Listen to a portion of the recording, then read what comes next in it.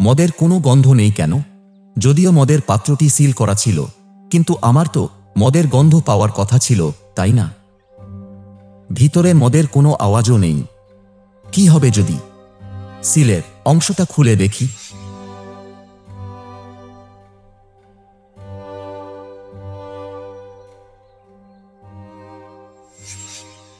কিন্তু তিনি আমাকে একেবারেই না খুলতে বলেছিলেন।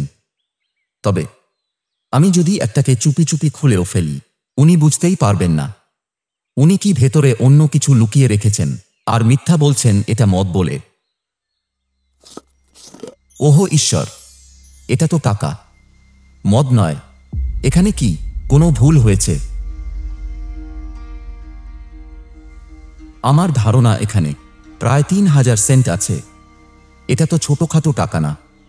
মা বাবারে, এত বড় অঙ্কের টাকা আমাদের তো ৩ জন্মেও কল্পনা করার সাহস হতো না। তাহলে বুঝি মিস্টার ফিলিপ মদ পাঠানোর অজুহাত দিলেন, যাতে আমায় টাকা পাহারা দিতে বলা যায়? শোনো, আমার একটা পরিকল্পনা আছে। আমরা